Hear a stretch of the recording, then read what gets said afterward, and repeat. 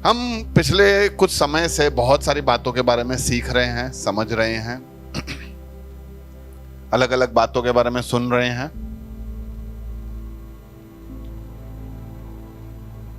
पाप के बारे में हमने सीखा, पाप क्या है, पाप के असर क्या है, पाप किस तरह से हमें ललचाता है, लुभाता है। पाप किस तरह से हमसे खेल खेलता है, पाप से हम कैसे बचें, हमने उन सब के बारे में सीखा, समझा। हम सीखें, हम समझें कि वाकई में पाप कैसा है। क्योंकि जैसे किसी अपने के खोने का दर्द क्या होता है, वो सबसे अच्छी तरह कौन बता सकता है? हाँ, जिसका खुद का अपना खो गया हो। हाँ, पर प्रेम करता है, पर खो गया हो तो ही वो खोने का एहसास बता सकता है। तो उसी रीति से यदि पाप या परमेश्वर से दूर होने का एहसास जितना हमारे अंदर होगा ना, उतना ही हमारे द्वारा बाहर आएगा। हम उतना ही बता पाएंगे, उतना ही तीव्रता से, उतना ही जोश के साथ, उतना ही रुदन के साथ, उतना ही गिड़गिड़ा के, भाई बहन समझ जाओ, वाट लगा देता है ये पाप। जिंदगी की पथारी घुमा देता है, सत्यानाश कर देता है। इसीलिए हमें सुनना चाहिए, समझना चाहिए। आज एक बहुत ही महत्वपूर्ण विषय पे मैं आपसे बात करने वाला हूं।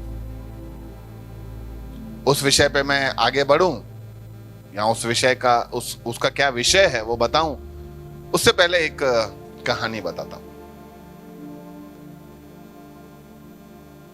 4 दोस्त थे,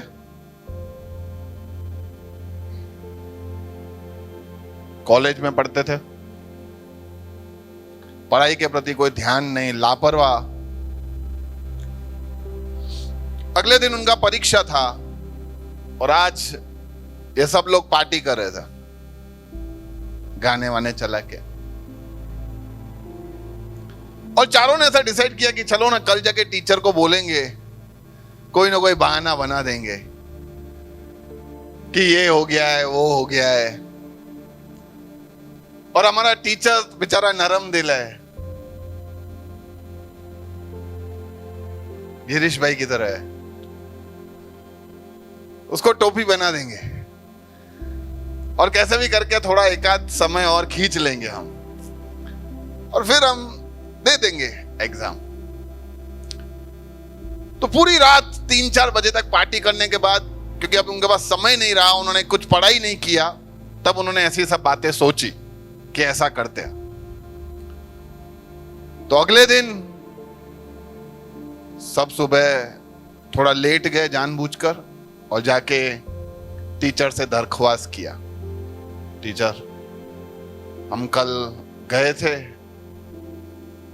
और रास्ते पे आते समय हमारी गाड़ी पंचर हो गई और हम बहुत ही धक्का दे देकर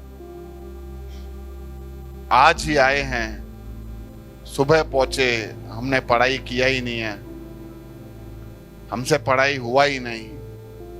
तो प्लीज क्या आप हमें आज का दिन और दे सकते हो कि आज हम पढ़ लें और कल परीक्षा दे दें?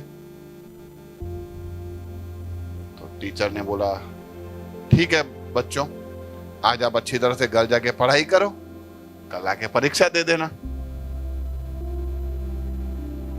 तो सब बच्चे खुश हो गए, घर चले गए। घर जाके सबने पढ़ाई किया, इतना पढ़ लिया कि पास हो जावे। अगले दिन आए, टीचर ने चारों बच्चों को अलग अलग रूम में बिठाया, पेपर दिया। पेपर में सिर्फ 2 सवाल थे। पहला सवाल, तुम्हारा नाम क्या है, 1 मार्क। दूसरा सवाल, कौन सा वाला टायर पंचर हुआ था, आगे का दाहिना, आगे का बायां, कि पीछे का दाहिना और पीछे का बायां 99 मार्क्स, और फिर नीचे नोंद लिखा था अगर तुम चारों का जवाब में से किसी का भी जवाब अलग निकला तो चारों को फेल किया जाएगा।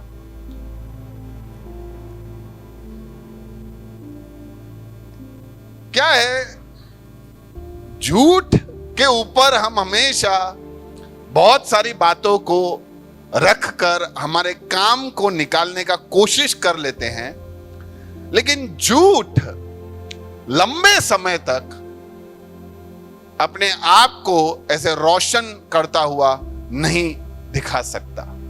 एक न एक दिन झूठ पर सत्य का रोशनी गिरता है और उसका सारा खुल्लम खुल्ला तमाशा हो जाता है। इसीलिए आज का जो विषय है वो विषय है सत्य। सत्य बहुत जरूरी है, सब कहो जरूरी, क्योंकि हम परमेश्वर के सदृश्य में बनाए गए हैं, परमेश्वर के इमेज में। कुछ लोग ऐसा पूछते हैं कि भैया हम परमेश्वर के समान बनाए गए हैं, तो क्या हम भी परमेश्वर नहीं है? समान बनाना मतलब एक बात समझ ले कि हम भी सृष्टि हैं। दूसरा, समान बनाने के पीछे एक और अर्थ है कि परमेश्वर ने हमें सर्वश्रेष्ठ बनाया है, सबके ऊपर अधिकार दिया है। जैसे परमेश्वर का सबके ऊपर अधिकार है, वैसा परमेश्वर ने सारे सृष्टि को हमारे अधिकार में रखा है। आपको क्या लगता है, ये बिजली, ये बादल, ये बारिश हमारे अधिकार में है? हैं? हमारे अधिकार में ही हैं, लेकिन पाप की वजह से हमारा अधिकार हम उन पर दिखा नहीं पाते। नहीं तो क्यों? यीशु ने बारिश को बोला और समुद्र में उठती लहरों को बोला थम जा, तो वो थम गए, तो हमसे नहीं थमेगा। हम तो भैया बोलेंगे ही नहीं, जाने दो ना, गूगली नहीं है। मैं हमेशा ऐसा ही मानता हूं कि हमारे से भी वो सब कुछ हो सकता है जो प्रभु यीशु से हो सकता है, वरन बढ़कर।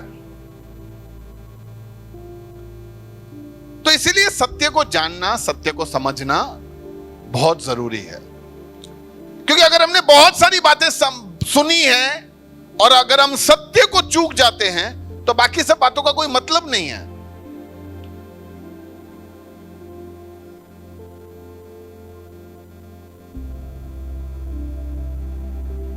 बहुत सारी बातें हम सीखने की कोशिश करते हैं और जो सीखना है उसको हम हमेशा चूक जाते हैं। और जैसे मैंने बताया कि हम परमेश्वर के स्वरूप में बनाए गए हैं, इसीलिए हमें भी सत्य से बहुत बड़ा प्रेम है। हम भी ऐसा ही सोचते हैं कि यार सच्चाई क्या है वो बताओ, सच्चाई क्या है। वो अभी एक मूवी देखी थी, वो दृश्यम देखी थी सबने? कितने लोगों ने देखा? कौन सी चीज ने आपको पकड़ के रखा था शुरू से लेके एंड तक? सस्पेंस में क्या होता है? सत्य है। भाई मारा किसने, किधर गया, क्या हुआ, सच्चाई तो बताओ।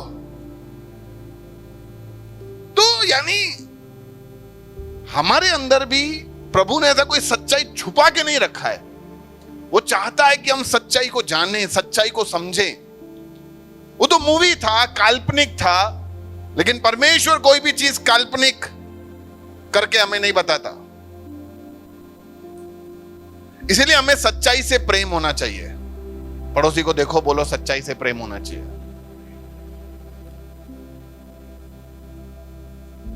कितने लोग सच्चाई को खोजते हैं, कितने लोग सच्चाई के पीछे भागते हैं। भले लोग हाथ नहीं उठा रहे, लेकिन मेरे को पता है सब लोग, लेकिन जो सत्य ढूंढना चाहिए वो नहीं, जिसमें हमें अरे भाई छोड़ो यार, उसमें चिंता है। अरे सुशीला એ પાસેવાળા છો વિડિયા એમ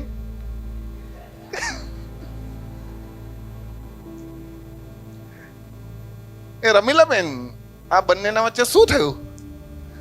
ये सारी सच्चाई हमें जानने का इंटरेस्ट है। मेरे को इसने 15 रुपए किलो आलू दिए, तेरे को कितने में दिए?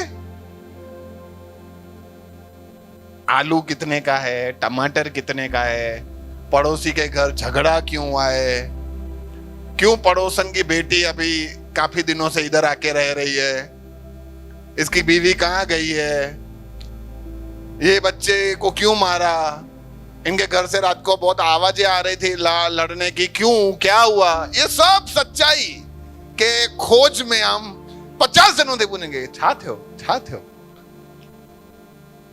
बराबर है। लेकिन जो सच्चाई हमें जाननी चाहिए, जिस सच्चाई के लिए हमें खोज रखना चाहिए, जो सच्चाई हमारे जीवन को बदल सकता है, वो सच्चाई के बारे में हम अक्सर चूक जाते हैं। देखो सच्चाई क्यों इतनी महत्वपूर्ण है? क्यों भैया ऐसा सच सच जानने का? क्योंकि सच्चाई जानने से हमारा विश्वास बढ़ता है। सच्चाई जानने से हमें पता चलता है कि मैं राह बदलूं कि वो ही राह में बना रहूं।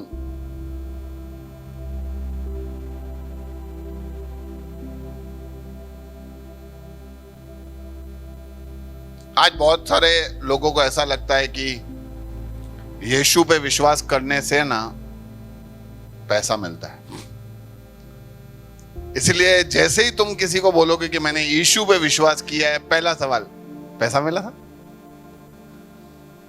तो क्योंकि ये बात बहुत ही चलन में है, लोग ऐसा बोलते हैं, इसीलिए कुछ लोग ये सोचकर भी यहां आ जाते हैं कि चलो ना, जो फायदा हो।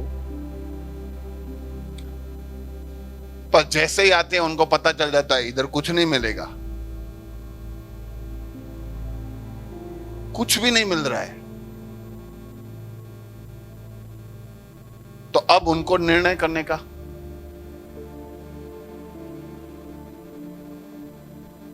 यहां पे अगर हम आ रहे हैं, इसलिए हमारा टाइटल क्या रहता है? आप सबका स्वागत है। नीचे क्या लिखा होता है? क्या लिखा होता है? करें सत्य से मुठभेड़, एनकाउंटर विथ ट्रूथ। सत्य से आपका आज आमना सामना होने वाला है। सच्चाई आज आपके दिलों को चीरने वाला है। आप क्या करने वाले हो? सच्चाई को लेके जाने वाले हो या सच्चाई को छोड़ के जाने वाले हो? एक वस्तु अगर आपको यहां पे मिलेगी वो ये है कि सत्य। दो व्यक्ति थे, एक प्रचारक था और दूसरा कहानियां बनाने वाला था, कहानियां बताने वाला था। वो स्टैंड अप कॉमेडी वाले होते हैं ना, वो स्टेज पे खड़े रह के अलग अलग बातें बताते हैं, काल्पनिक कहानियां बताने वाला। तो दोनों डिस्कस कर रहे थे। तो जो काल्पनिक कहानियां वाला वो स्पीकर था, उसने प्रचारक से बोला, हम दोनों सेम ही हैं यार, मैं भी जाके लोगों को बताता हूं, तुम भी जाके लोगों को बताते हो। प्रचारक ने बोला, नहीं, फर्क है। तुम काल्पनिक बातें बताते हो और इसीलिए शायद लोगों को काल्पनिक बातें पसंद है, लोग तुम्हारे पास आ जाते हैं। मैं सत्य बताता हूं जो उनके ये जीवन और अनंत जीवन को बदलेगा। इसलिए मैं लोगों को निर्णय देने का मौका देता हूं कि तुम्हें रहना है कि जाना है, तुम तय करो। इसलिए मैं भी यहां खड़े होकर लास्ट में पूछता हूं, आपको निर्णय लेना है, क्या करना है आपको?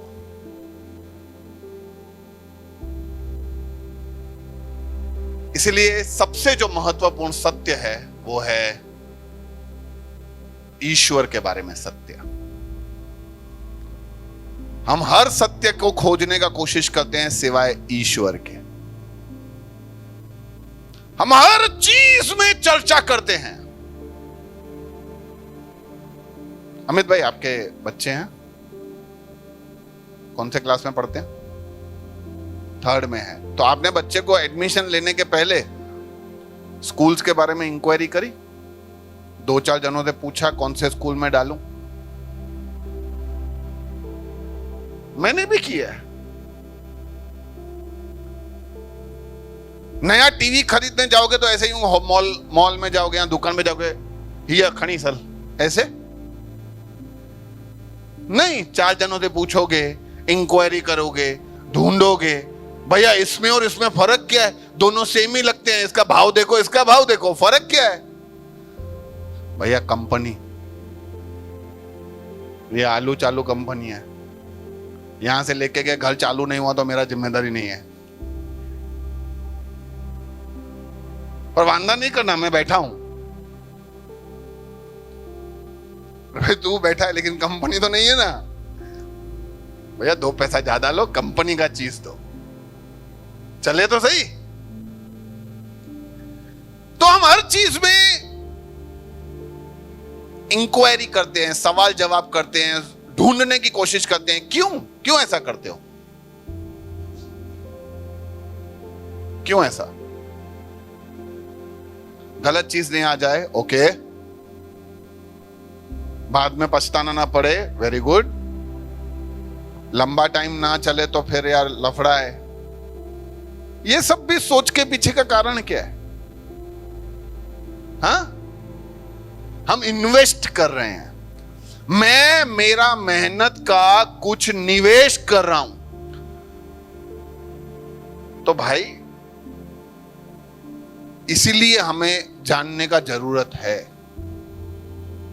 अच्छा, फ्री में टीवियां बिकती हो तो आप जाके सवाल करोगे भैया कौन सी कंपनी की? नहीं चाहिए ये।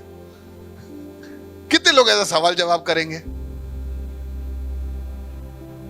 फ्री में टीवियां हैं, ले जाओ। तो कोई ऐसा इंक्वायरी करने में ना, पीछे वाला बोलेगा भाई तू साइड थी, तू पूछन नहीं दे, मौके लीजिए भैया मेरे को दे दो ये वाला, इसको बहुत सवाल है ना, इसको बाद में देना, पहले मेरे को दे दो।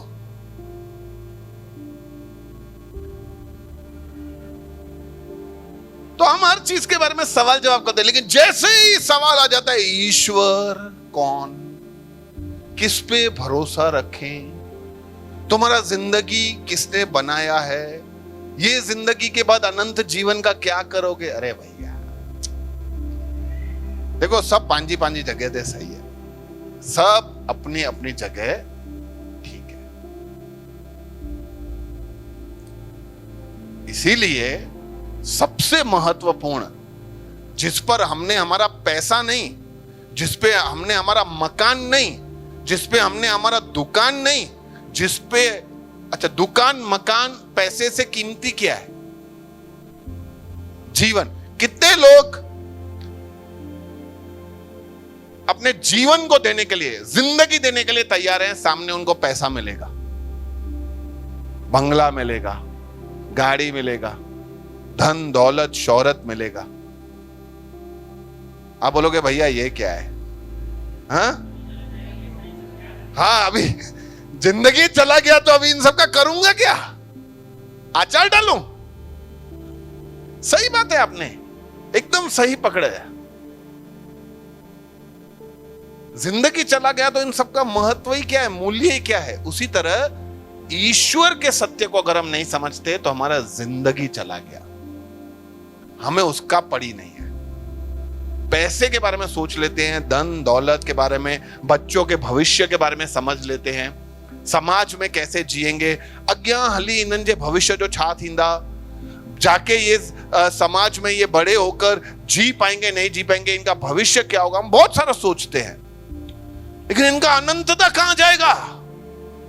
वो ईश्वर से दूर रहेंगे कि ईश्वर के करीब रहेंगे, उसके बारे में नहीं विचारते, क्योंकि वो सत्य ईश्वर से हमें मिलता है। देखिए, ईश्वर के बारे में जो सत्य है ना, ये सत्य वो एक नींव है। नींव समझते हो? हाँ, बुनियाद। सत्य एक नींव है, नींव जिस पे आप अपना पूरा इमारत खड़ा करते हो। बड़ी सी बड़ी इमारत, बड़े से बड़ा बिल्डिंग नींव पे खड़ा होता है। अगर नींव कमजोर है तो इमारत गिर जाएगा। एक बार यीशु और उसके चेले एक नाव में जा रहे थे। नाव में बड़ा तूफान आया और वहां लिखा है कि यीशु बाजू में सो रहा था। वैसे बाइबल का परमेश्वर ना सोता है ना ऊँघता है, पर क्योंकि यीशु पूरा पूरा इंसान भी था, पूरा पूरा ईश्वर भी था,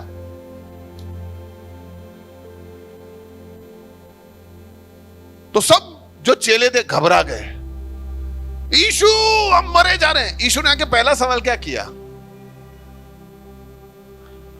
कहां है तुम्हारा विश्वास?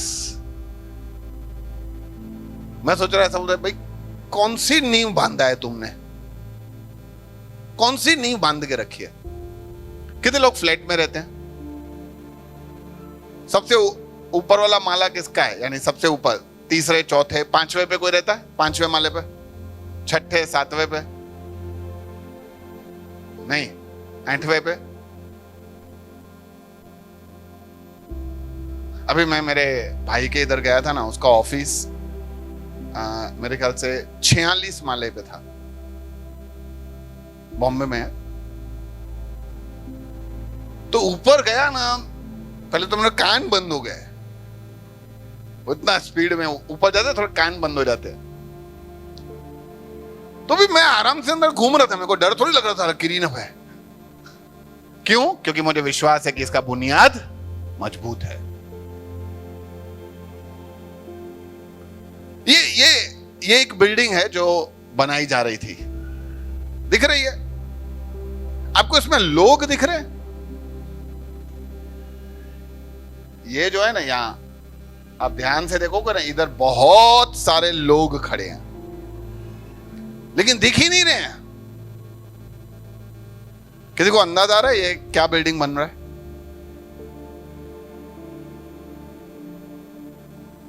ओके, ये जब बना ना, तो ये आप देख सकते हो कि अंगूठे जितना तो सिर्फ एक आदमी खड़ा है।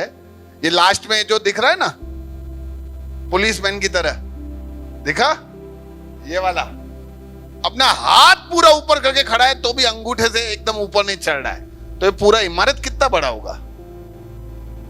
ये पूरा इमारत, स्टैचू ऑफ यूनिटी, बहुत बड़ा है।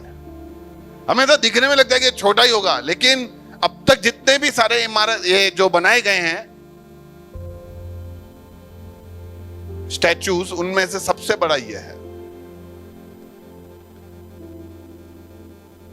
लेकिन इसके नींव पे बहुत सारा काम किया गया है, इसलिए लोग आराम से इसके अंदर जाके लिफ्ट में ऊपर तक चले जाते हैं, टेंशन नहीं है, गिरेगा नहीं, क्योंकि नींव मजबूत है। इसीलिए बहुत जरूरी है कि हमें यह जानना है कि हमारा नींव, हमने हमारे जिंदगी का नींव हमने किसको बना के रखा है। हमने जो विश्वास अपना, हमारा जीवन, हमारा अनंत जीवन, हमारी सब कुछ किसके ऊपर मैंने लगा के रखा है? क्या वो मजबूत है? क्या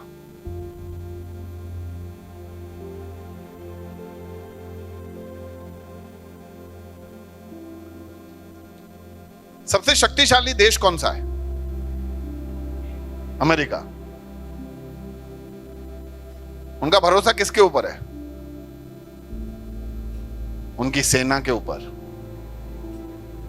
मैं एक बार पूछा था कि क्यों वो सेना पे भरोसा रखते हैं? सेना को निकाल दे, क्योंकि उनके पास आयरन मैन, स्पाइडरमैन, बैटमैन, ये सब है ना, तो क्यों इनके ऊपर भरोसा रख के रखा है? क्या बोलते हो? डुप्लीकेट है? डुप्लीकेट है?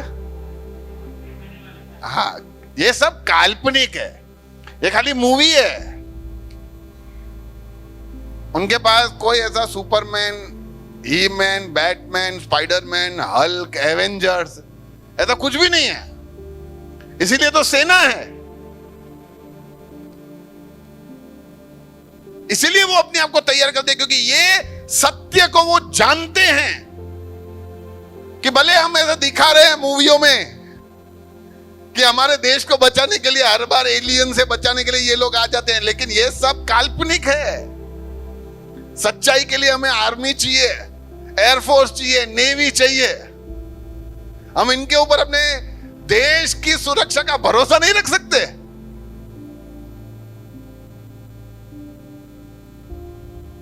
इसलिए परमेश्वर ने हम सबको बुद्धि दिया है, ज्ञान दिया है, हम उसका इस्तेमाल कर सकते हैं। कुछ लोग बोलते हैं भैया आपको बहुत सारा जानकारी, हमें थोड़ी है। हाँ चलो, नहीं है तो ले तो सकते हो ना। जानकारी है नहीं, लेकिन आपको लेने से किसने रोका है? तो आप जानकारी लो और फिर उस सत्य पे विश्वास करो। तो आज हम कुछ समय देखेंगे कि लोग क्यों सत्य को नहीं खोजते, क्यों सत्य से उनको प्रेम नहीं है, क्यों जैसे ही ईश्वर के सत्य की बात आती है उनके सारे अंदर के जो सर्किट हैं ऐसे डाउन क्यों हो जाते हैं। कितनों को नींद आ रहा है? नहीं आ रहा है? लेकिन मैं आपको ये यकीन दिला दूं, अगर मैं यहां पे एक सेशन शुरू करूं कि 4 दिन में पैसा डबल कैसे होता है, आज मैं सिखाने वाला हूं। नहीं हो तो डबल मैं करके दूंगा। तो मजाल है किसी का पलक भी झपक जावे।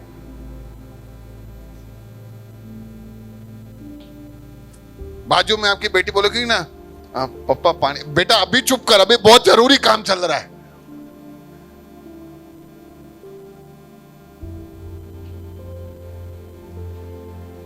बाथरूम में जाना होगा, नहीं जाऊंगा नहीं, पहले ये सुन के ही जाना है मेरे को। हनी मुंजा पैसा ना रह जी ना, खबर पे बेन जा डबल दी हमारे जी हूं।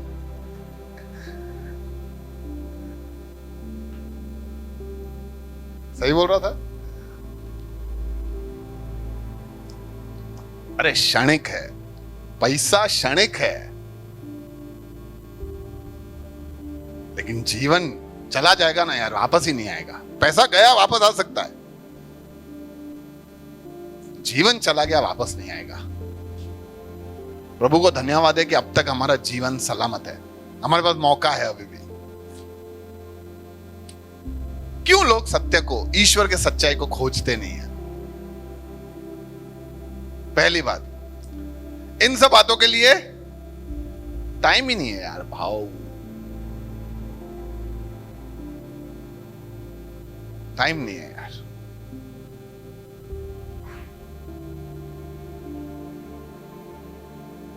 हमारे पास बहुत सारी बातों के लिए बातों का टाइम है। देखो वैसे आजकल, आज के इस फास्ट जमाने में हम सबके पास अगर कोई चीज का कमी है तो वो है टाइम। हमारे पास सब कुछ है, भैया बोलो ना क्या करना, वो काम मैं करवा दूंगा, टाइम नहीं, बाकी आने का टाइम नहीं। और इसलिए बड़े जो काम पे जाते हैं, जो कुछ भी नहीं करते, उनके पास भी टाइम नहीं है। तो मैं ऐसा कभी कभी ऐसा सोचता हूं, बहुत बार नहीं सोचता, कि अगर तुम कुछ करते ही नहीं हो तो तुम्हारा टाइम ज्यादा कहां है? पर नहीं है, टाइम नहीं है। वो बच्चे हो, बड़े हो, मेरे छोटे प्रिंस को कभी कभी बोलता हूं कि प्रिंस चलो पढ़ाई करनी है। व्हाट, अभी तो टाइम नहीं है, तो अभी तो मेरा खेलने का टाइम है, तो पढ़ाई के लिए तो मेरे पास टाइम नहीं है। तो नहीं है। देखो हर चीज के लिए समय निकालना पड़ेगा। बोलो, समय निकालना पड़ेगा। हम हर चीज के लिए समय निकालते हैं। कितने लोग हैं जो कभी भी मूवी देखते ही नहीं है, कोई स्पोर्ट्स में रुचि नहीं है, कोई काम ऐसा जो यानी बाहर यानी आध्यात्मिक के अलावा कोई काम करते नहीं है, शॉपिंग करने जाते नहीं है। नहीं, खुद तो जगह पे हम हमेशा समय को निकाल के, चुरा के वो काम करने जाते हैं। तो उसी तरह से हम हर चीज के लिए समय निकाल लेते हैं। मैं मेरे लिए समय निकालता हूं, और हर एक को अपने लिए समय निकालना चाहिए। कभी कभी ऐसे ही बस आराम से बैठने के लिए, मस्त कुछ नहीं करने का है, मेरे को आराम से बस बैठ जाने का, मेरे को फ्री बैठने का है। कभी कभी ऐसा मेरे को लगता है, कभी मैं ऐसा समय निकालूं। जरूरी है, सारा दिन काम कर करके ऐसे दिमाग काम वाला बन जाता है, रात को भी काम ही होता है। फिर नहीं, समय निकालना है। हम हर चीज के लिए समय निकालते हैं सिवाय ईश्वर के। मैं सुबह जाता था 6 बजे काम के लिए और रात को 8, 9, 10 बजे आता था। आके खाने का भी टाइम नहीं, अरे इतना थक जाता था, मैं बोल रहा नहीं चाहिए, सो जाने दो। फिर समझ में आया, फिर जब से मैंने ईश्वर को जाना, उसके लिए समय निकाला, उसको समझा, फिर मैंने बहुत सारी चीजों पे दायरा बांधा। बस बहुत हो गया, सबके लिए समय देना जरूरी है। फिर मुझे पता चला, ईश्वर को जब मैं समय देने लगा तब मुझे पता चला कि अच्छा, परिवार को भी समय देना होता है, अच्छा बच्चों के साथ भी टाइम स्पेंड करना होता है। खाली मर्दों का काम नौकरी नहीं है, कमा के तो ला रहा हूं, अरे नहीं, बच्चों की जिम्मेदारी मां की है, नहीं भाई बाप की भी है। मां अपना काम पूरा कर लेती है, बाप को अपना काम पूरा करना होता है। खाली फोटो में ही बड़े होते देखेंगे क्या बच्चों को? हमारे पास टाइम नहीं है, हमारे पास टाइम नहीं है। जब आपके बच्चों का शादी होगा, ऐसे ही कराओगे कि इंक्वायरी करोगे?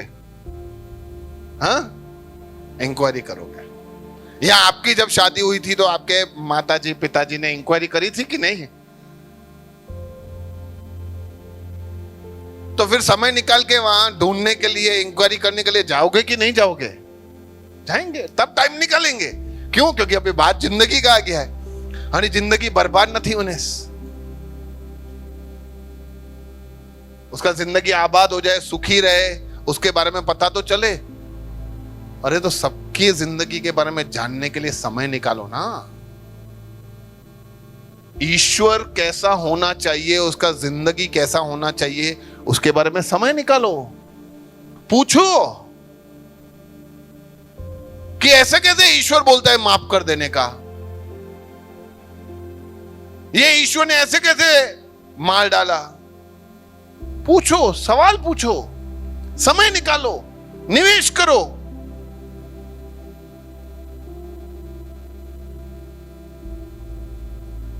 एक बार शैतान के बारे में हम पढ़ चुके हैं, सीख चुके हैं। शैतान ने अपने बहुत सारे चेलों को अलग अलग काम दिए थे और उनके साथ ऐसे बैठ के मीटिंग कर रहा था, बताओ इस दुनिया को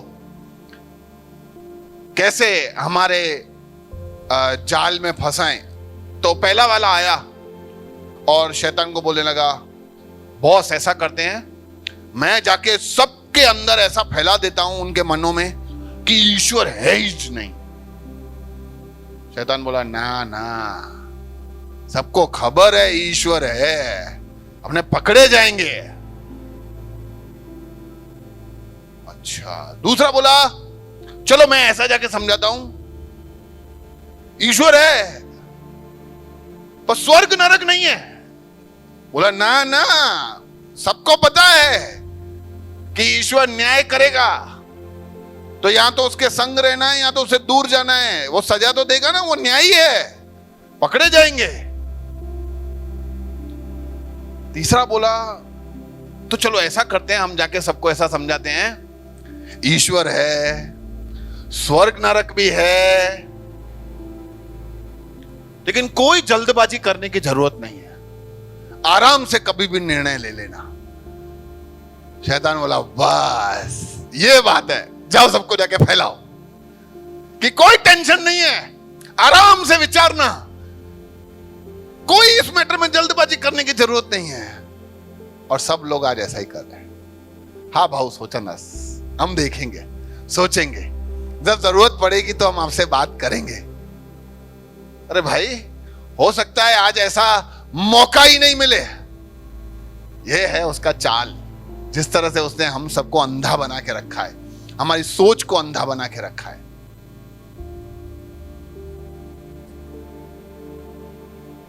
तो बहुत जरूरी है कि हम थोड़ा सा समय निकालें, समय निवेश करें, यह जानने के लिए कि सच्चाई क्या है।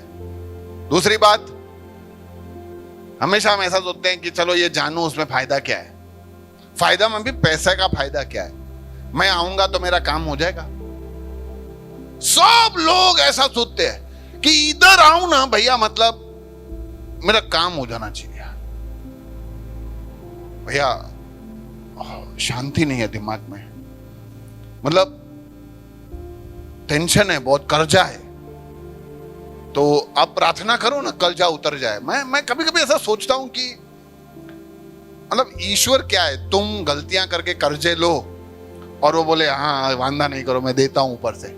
आज रात को ऊपर तुम्हारा थोड़ा छत फटेगा, उसमें नहीं वो 3-4 बंडल गिरेंगे, उतार देना। हाँ भाई कर्जा,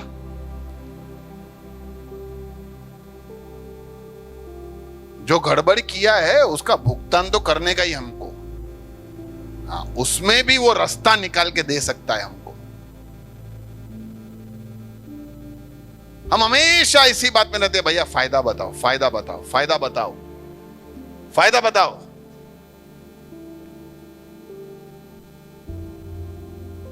हम हमारे बच्चों को बहुत सारी बातें सिखाते कि नहीं? माताएं सिखाती है कि नहीं? प्रीति बहन आप सिखाते हो? जब आपके बच्चे बहुत छोटे थे तो आपने सिखाया था उनको कि इलेक्ट्रिसिटी के प्लग में हाथ नहीं डालने का? सिखाते हम ऐसा बच्चों को? अगर यूं कोई खुली जगह हो और नीचे गिरने का डर हो तो बेटा उधर नहीं जाने का, ऐसा सिखाते? घर में गैस जलता हो या गरम गरम कोई चीजें हो तो क्या सिखाते हैं? कुछ नहीं सिखाते। क्या सिखाते हैं? गरम है तो हाथ जल जाएगा, हाथ मत लगाना। भाई लोग सिखाते कि नहीं ऐसा सब? क्यों सिखाते हो? कितना पैसा मिला कमलेश भाई आपको? कुछ मिला ये सब सिखाने को बच्चे को? आपको मिला? इधर बहन लोगों को कुछ मिला होगा? आजा बेटा मैं तुम्हें सिखाता हूं, और तभी पप्पा ने निकाल के दिया होगा पैसा, खान।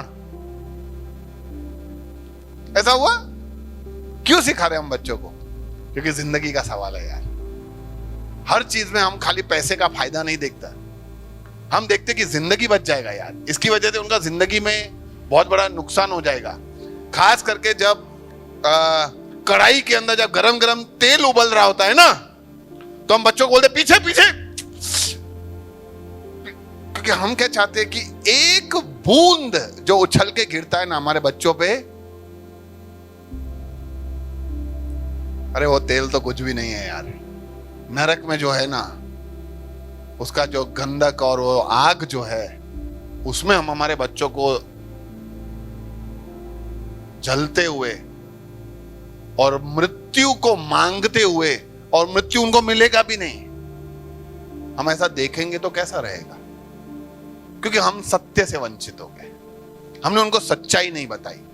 और हमारे बच्चे वो ही सीखेंगे जो हमें वो देखेंगे, हमें वो देखेंगे। इसीलिए हमें हमारे बच्चों को, हमारे पीढ़ियों को सच्चाई, ईश्वर के सच्चाई के बारे में समझाने का जरूरत है।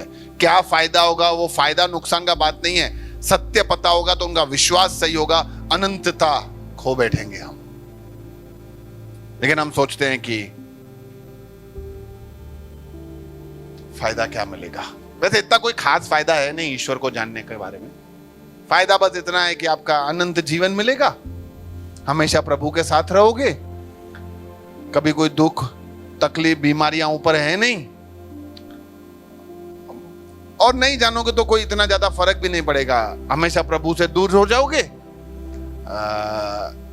आग और इन सब में जलते रहोगे, ऐसा संसार बताता है। कोई वांदा नहीं है। फिर दूसरे 4-5 लोगों ने हमको किधर भी भेज दो, खाली हमको साथ में भेजना। कुछ लोग मजाक बनाते हैं, दोस्त लोग, भाई नरक में भेजना है नरक में भेजो, स्वर्ग में भेजना है स्वर्ग में भेजो, लेकिन साथ में भेजना। हम कहीं पे भी जाएंगे मजा ही करेंगे।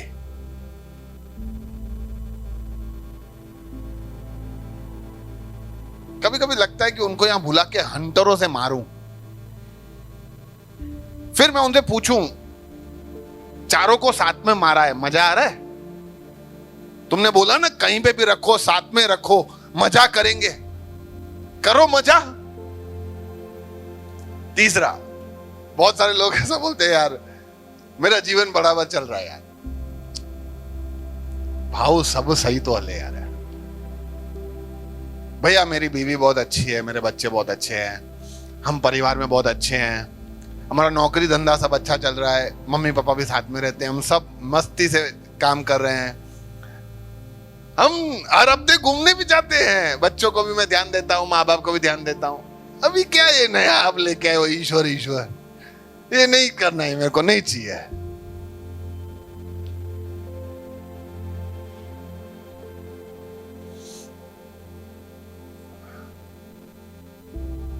क्योंकि क्या हम बहुत ही क्षणिक देखते हैं। कभी भी कोई व्यक्ति हमको मिलता है ना, मैं उसे एक ही सवाल पूछता हूं, भाई तूने पाप किया है क्या? हाँ किया है। कैसे छुटकारा पाएगा? बात खत्म। मेरा मेरा मेरा मेरे को कोई सवाल भी नहीं है, मेरे को कोई कुछ तुम्हारे से लेना देना भी नहीं है। पाप का छुटकारा पाएगा कैसे?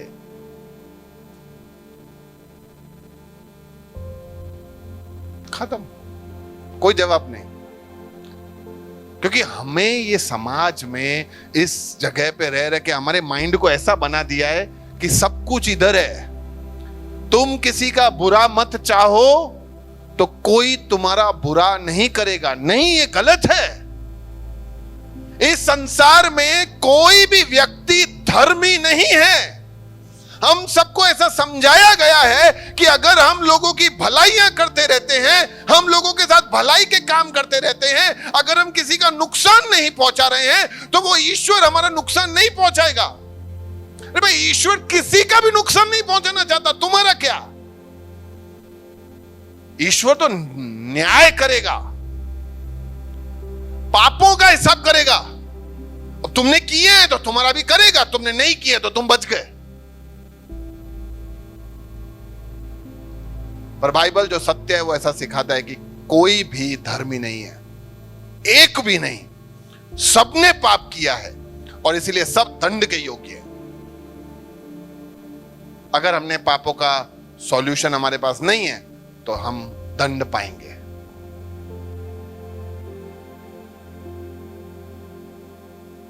जिंदगी को और अच्छा बनाने के लिए लाइफ इंश्योरेंस ले लेते हैं। लिया है? पैसा डाल के इंश्योरेंस लिया है लाइफ का, लेकिन अनंत लाइफ इंश्योरेंस नहीं लेना है, क्योंकि फ्री में है ना।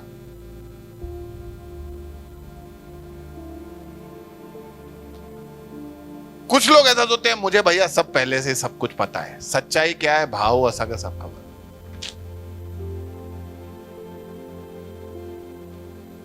एक वीडियो दिखाता हूं। दोस्तों, आज मैं आपको एक कहानी सुनाने वाला हूं। एक बार जंगल में 6 अंधे लोग जा रहे थे और रास्ते पे उनको एक हाथी मिला। 6 के 6 लोगों ने हाथी के अलग अलग हिस्सों को छुआ और अपने अपने अनुभव से ये जानने की कोशिश करने लगे कि ये क्या है। उन्होंने पहले कभी हाथी देखा नहीं था, इसलिए हर एक जना अपने अपने हिसाब से सोचने लगा कि वो क्या चीज है। पहले ने उसके पैर को पकड़ा और देखा कि गोल गोल है, थोड़ा खुरदुरा है, तो उसने कहा नहीं, ये तो पेड़ है। दूसरे ने उसके दांत को पकड़ा, थोड़ा नोकीला था, तो उसने कहा ये तो भाला है। तीसरा उसके पूंछ पे लटक गया तो कहा नहीं, ये तो रस्सी है। चौथे ने उसके सूंड को पकड़ा और कहा कि ये तो बहुत बड़ा सांप है। पांचवें ने उसके कान को पकड़ के कहा कि ये पंखा है। छठे ने उसके पेट को पकड़ के कहा ये तो दीवार है। क्योंकि ये सारी बातें उनके अनुभव से आ रही थी, इसलिए वो एक दूसरे से झगड़ने लगे और इस तरह से हर एक व्यक्ति अपने अपने हिसाब से उस हाथी की व्याख्या बताने लगा और इस तरह से हर एक जना अपनी अपनी जगह सही और वास्तविकता में हर एक व्यक्ति पूरी तरह से गलत था। हम सबको भी ईश्वर के बारे में ऐसे ही पता है, क्योंकि हमें लगता है कि नहीं भैया मैं उधर गया तो मेरा काम हो गया था, तो यही सही है। तो तुम्हारे अनुभव से शायद तुम बोल सकते हो कि ये सही है, लेकिन वास्तविकता में अपने गलत हो सकता है। जैसे ये अंधे लोग अलग अलग तरीके से उस हाथी की व्याख्या बता रहे थे, वैसे ही हम सब भी आत्मिक अंधे हैं और अलग अलग तरीके से ईश्वर को बताते हैं। कोई बोलता है एक ईश्वर है, कोई बोलता है बहुत ईश्वर है, कोई बोलता है ईश्वर ही नहीं है, कोई बोलता है हम ही ईश्वर हैं, कोई बोलता है माता पिता ईश्वर है, कोई बोलता है बच्चे ईश्वर हैं, और फिर हम बोलते हैं सब अपनी अपनी जगह पे सही है। कैसे? इसीलिए हम जब ऐसा घोषणा करते हैं कि मुझे पहले से ही सच्चाई पता है, तो भाई कैसे पता चला? क्या प्रमाण है तुम्हारे पास सच्चाई का? ये हम चूक जाते हैं। क्या उस सत्य ने हमको बदला है? क्या उस सत्य ने हमारे जीवन के अंदर परिवर्तन दिया है? क्या वो सत्य ने हमारे जीवन में वो बुनियाद डाला है कि मैं अब हर एक परिस्थितियों में खड़ा रह सकता हूं?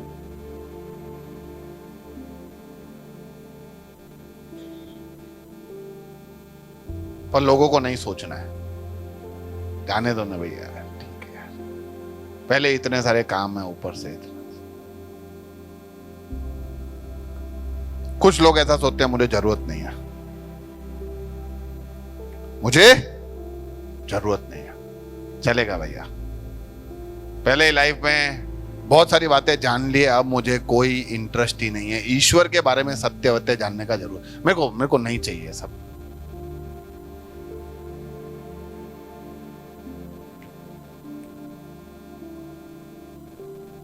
जिंदगी को लेकर हम सीरियस नहीं है। जिंदगी में हम क्या खो देंगे अगर सत्य को नहीं पाएंगे, हम सीरियस नहीं है। घर में कभी कभी एक छिपकली आ जाता है ना, फिर 2 मिनट इधर देखो, फिर दिखता नहीं है ना, तो फिर लोगों से पूछो आराम से सो जाते हो? किधर गई भाई? प्रॉब्लम वो नहीं, वो छिपकली है। प्रॉब्लम है कि गई किधर। बेटा देख, इधर देख, पर्दे के पीछे देख, वो ट्यूबलाइट के पीछे देख, क्योंकि यार एक बार एहसास हो जाए कि बाहर गई तो आराम होता, सुन पावा, नहीं तो यही टेंशन चलता रहता है। जो ऐसा बोलते हैं मेरे को जरूरत नहीं है, वास्तविकता में सबसे ज्यादा जरूरत सत्य का उनको है, ताकि वो सत्य से मुठभेड़ करें। और आज आपको प्रभु ने एक मौका दिया है कि आज आप यहां पे आके सत्य से मुठभेड़ कर सको, ताकि आप भी सच्चाई को अपना नींव बना सको। और जब हमारा नींव ईश्वर होता है ना, बाइबल का वचन सिखाता है कि सत्य को जानोगे, सत्य तुम्हें आजाद कर देगा, क्योंकि नींव तुम्हारा मजबूत है।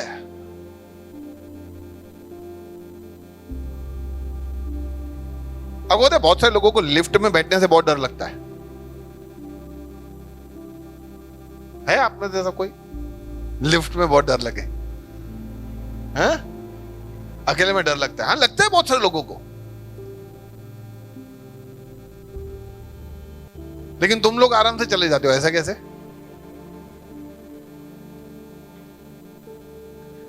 विश्वास आ गया क्या? लिफ्ट है ना यार, वादा नहीं है। उसी तरह से कुछ लोग जब परमेश्वर मिल जाता है तो ऐसा विश्वास कर लेते हैं कि कोई भी परिस्थिति आ जाए, आड़ा टेढ़ा हो, जानलेवा, वो विश्वास क्योंकि उनका मजबूत है, वो खड़े रहते हैं। और उसी रीति से कुछ लोग ऐसा विश्वास कर लेते हैं ईश्वर का जरूरत ही नहीं है, ये परिस्थिति आड़ा टेढ़ा है, असें कर्मन जो भोग है, और वो अपने जीवन को खो देते हैं।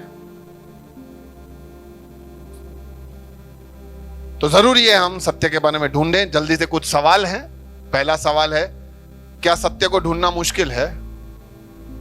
बहुत सारे लोग ऐसा सोचते हैं कि भैया आप तो बड़ा ज्ञान लेके पढ़ के आते होगे, सत्य को ढूंढना बहुत मुश्किल है यार, कैसे ढूंढे?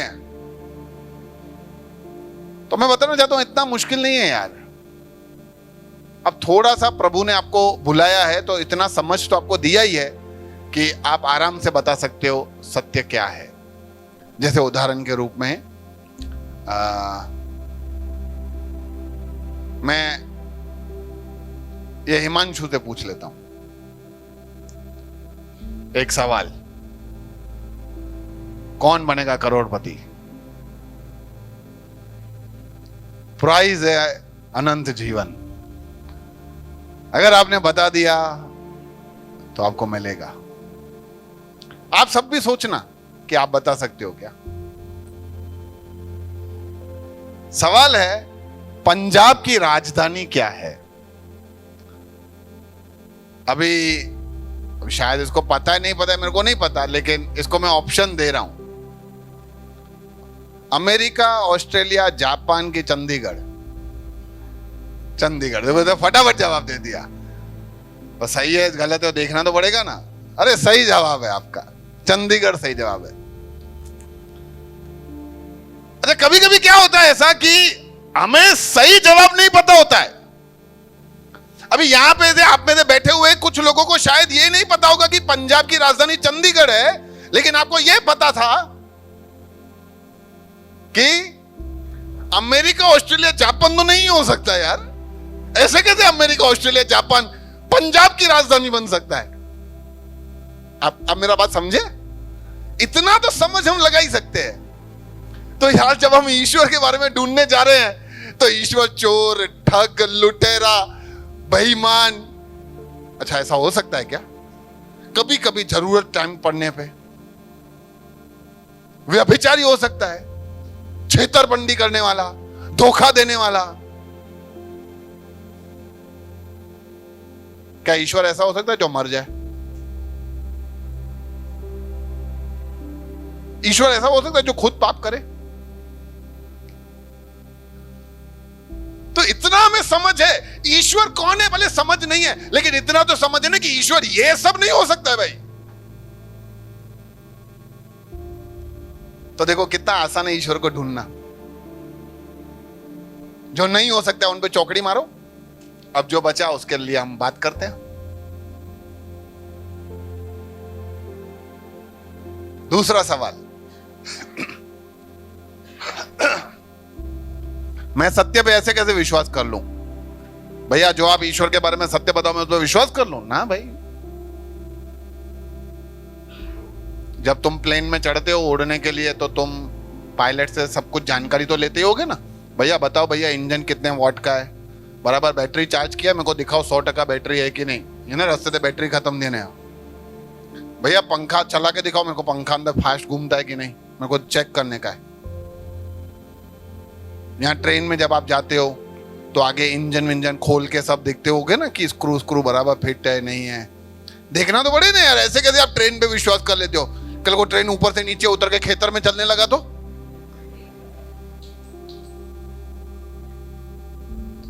हो सकता है ना ऐसा। इसलिए हम पूरा का पूरा इंक्वायरी करते हैं।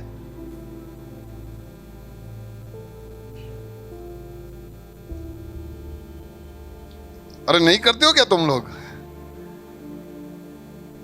या आप कहीं गेहूं खरीदने गए, गेहूं खरीदते हो कि नहीं? हाँ, तो ऐसे थोड़ी खरीद के आने का, पहले पूछने का कहां से लिया, फिर उसके पास जाने का भाई कौन से खेत से आया है, फिर वहां खेडूत से मिलने का, उसे पूछने का भाई तू कैसा व्यक्ति है, तू बेईमान है तो खेती कैसे करता होगा। तो ये सब जानकारी तो अपने को चाहिए ना। नहीं ऐसे ही विश्वास कर चले ना भैया। हम उन सब के बारे में कोई चर्चा नहीं करते, विश्वास कर लेते हैं। लेकिन फिर भी मैं आपको प्रोत्साहन करूंगा कि ईश्वर पे ऐसे ही नहीं आओ, क्योंकि अब तक ऐसे ही आए हो।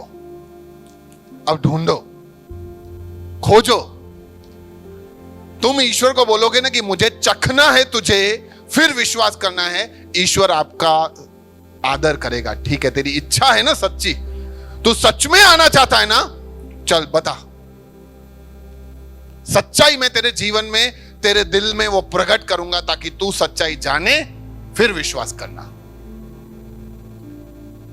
मैं इसीलिए हमेशा लोगों को बोलता हूं, दो तरीके हैं सच्चाई पे विश्वास करने के लिए। एक जो मैं बोलता हूं मान लो, दूसरा तुम कोशिश करो सच्चाई ढूंढने की। और मैं फिर उसके बाद बोलता हूं मेरे को दूसरा वाला ज्यादा पसंद है, तुम ढूंढो। क्योंकि तुमने अगर ढूंढा और तुमने सच्चाई जान लिया, फिर तो ये सारा जहान आके तुमको बोलेगा ना ये गलत है, तुम नहीं मानोगे, क्योंकि तुमने ढूंढा है। तो ऐसे कैसे विश्वास करूं? नहीं, कदम उठाओ कि मेरे को ढूंढना है। सत्य है क्या भैया? इतनी देर आप सत्य सत्य सत्य बोलते रहे। देखो, सत्य कोई विश्वास नहीं है, सत्य कोई कल्पना नहीं है, सत्य कोई चीज वस्तु नहीं है, सत्य व्यक्ति है। क्या है? सत्य व्यक्ति है। और इस संसार में केवल यीशु ने ही ऐसा कहा कि मैं ही सत्य हूं। बहुत सारे लोगों ने आगे ऐसे कहा कि वहां तुम्हें सच्चाई का राह मिलेगा, सत्य ऊपर है। और इस संसार में केवल एक व्यक्ति है, यीशु मसीह, जिसने कहा मैं सत्य हूं और मेरे बिना कोई भी परम पिता से मिल नहीं सकता।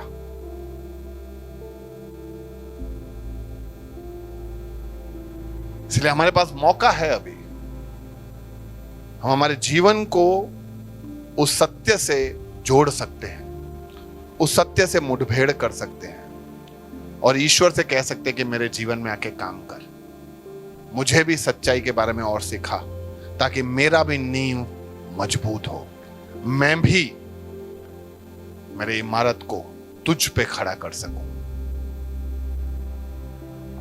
आइए अपनी आंखों को बंद करें।